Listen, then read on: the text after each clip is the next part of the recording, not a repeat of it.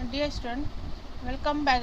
Today is our lecture number 13 on electrochemistry.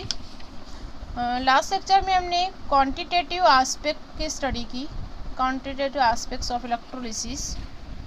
Okay, उसका हमने एक पॉइंट देखा था that the calculation of quantity of electricity passed by different method, by calculating moles of electrons, by moles of product formation and calculation of mass of product. Okay, B point में देखेंगे हम mass of substances liberated at the electrode of the two cell. ठीक, mass of the substance liberated है, जैसा कि दो gas liberate होती है, हाइड्रोजन और ऑक्सीजन, तो उसी का हमको निकालना है वेट. ठीक है, मास मतलब वेट, इसको हम W1 से जाहिर करेंगे. The mass of the substance produces at the electrode of first cell is, इसको लिखेंगे W1 फॉर फर्स्ट सेल. क्यों? Coulomb. Okay, charge in coulomb 96,500 coulomb per mole electron. ठीक, multiply mole ratio multiply M1. Is that clear? यार M is the mass of the substance. ठीक, उसकी वजह से हमको जो है जो गैस लिबरेट हुई है उसका वेट मालूम हो जाएगा. मीन्स अब इसको रीअरेंज करना है W1 डिवाइडेड बाय, इसको इस तरफ ले आएंगे तो W1 divided by M1. W divided by M1 होता है नंबर ऑफ मोल्स, इसको मोल रेशो भी कहेंगे. ठीक है, मोल रेशो मल्टीप्लाई M1. सिर्फ इसको रीअरेंज किया हमने इक्वेशन को. अब यहाँ पर हमको दूसरे इलेक्ट्रोड के लिए जो है वो मालूम करेंगे. The mass of the substance liberated at the electrode of second cell is W2. ठीक है, वही फार्मूला, या W1 के W2 रख देंगे. M1 and M2 are the molar masses of the substance produced at the electrode of the cell 1 and cell 2. ठीक, ये हमको मालूम है, इसकी वैल्यू M1 और M2 की मोलार मास है. ये कहाँ से आएगा? जैसे सपोज अगर आप हाइड्रोजन लेते हो तो इसका मोलार मास हो जाता है 2, 1 + 1 2. ऑक्सीजन लेते हो O2 तो that is molar mass is 16 + 16 that is 32. ये हो गया इसका मोलार मास. ठीक है, अब इसको यहाँ पर हम रख कर W1 upon mole ratio for first cell multiply M1 is equal to W2 mole ratio for second cell is equal to M2. तो इससे किसी भी एक की वैल्यू अगर हमको मालूम करनी है, 3 की वैल्यू दी गई है तो हम मालूम कर सकते हैं. W1 फाइंड आउट कर सकते हैं या W2 फाइंड आउट कर सकते हैं. इसके लिए कुछ न्यूमेरिकल आपके बुक में दिए गए हैं.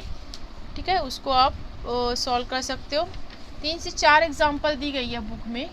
यहाँ पर देखेंगे फर्स्ट प्रॉब्लम दिया गया, what is the mass of copper metal produce at the cathode during the passage of 5 ampere current through copper sulphate solution for 100 mean.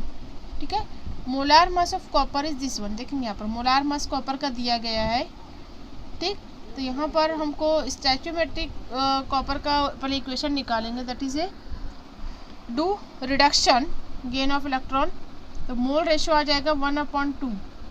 That obtain here 1 mole of copper by loss accepting 2 electron 1/2.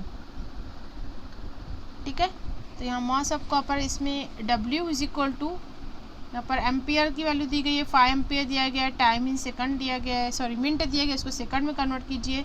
और ये mole ratio की value रखकर 1/2 रखकर molar mass दिया गया है, ये आ जाता है 9.87 gram. This is called the molar mass of mass of copper which is obtain or which is produce on a metal. मतलब कॉपर डिपॉजिट हुई 9 ग्राम, कॉपर प्रोड्यूस हुई 9 ग्राम ऑन ए सेल. ठीक है, ये भी प्रॉब्लम सेम है. आप इसको सिल्वर मेटल का देखेंगे. यहाँ पर इसमें पूछा गया है molar how long it will, यहाँ पर टाइम पूछा गया है, टी की वैल्यू. ठीक है, तो यहाँ पर टी की वैल्यू यहाँ पर 12 मिनट आती है. सॉल्व एग्जाम्पल है, आप इसको देखकर हल कीजिए. अगला पॉइंट जो है गैल्वेनिक और वोल्टाइक सेल. ठीक है, इसको हम अगले लेक्चर में लेंगे. इलेक्ट्रोलाइटिक सेल की सेकंड टाइप है. Is that clear? फर्स्ट में हमने electrolysis of molten sodium chloride और एक्वस क्लोराइड देखा हमने. अब हमको सेकंड टाइप देखना है इलेक्ट्रोलाइटिक सेल की, that is called galvanic cell.